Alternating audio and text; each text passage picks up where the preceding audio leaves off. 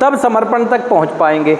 और बिना समर्पण के कुछ नहीं होगा, बिना समर्पण के मतलब कुछ नहीं होगा। इसलिए फिर तो हम अपनी उसी सोच के अनुसार जीवन जीने की कोशिश करेंगे जो कोशिशें अभी कई बार असफल हो चुकी हैं।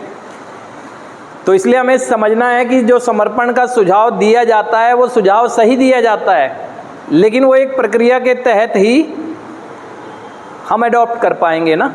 देखें जितने भी हम लोग हैं, ये तय है चाहे आप कुछ भी कह दें, आज होश में आने के बाद जब अपने पास्ट को देखते हैं तो हमें निराशा आती है। पहला स्टेप निराशा।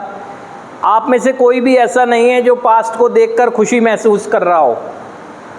अब जो निराश व्यक्ति है उसे डायरेक्ट सरेंडर के लिए कह दिया जाएगा, उसे बड़ा अटपटा लगेगा कि कैसे संभव है, क्योंकि हमने आज तक किसी की बात सुनी कहाँ है।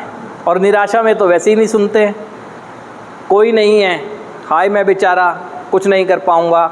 ऐसी स्थिति में देखें आप निराश हैं, ठीक है, एक निराश स्थिति में ईश्वरीय कृपा हुई, आप कार्यक्रम का हिस्सा बने, निराश हैं लेकिन फिर भी वो इस वजह से हैं कि पास्ट दिखने लगा है।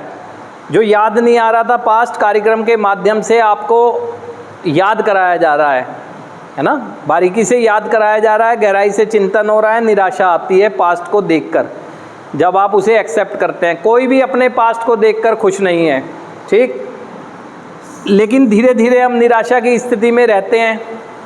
रहते रहते आगे बढ़ते हैं, हम अपने समूह के लोगों को देखते हैं जो हमसे पहले के हैं, देखते हैं कि वो खुश हैं, उनसे पूछते हैं हम तो वो बताते हैं कि हम भी इसी स्थिति में थे जैसी आज स्थिति में आप हैं, लेकिन अब हमें एक आशा हो गई है कि हम भी जीवन जी सकते हैं, क्योंकि वो अपने से आगे वालों को देख रहे हैं।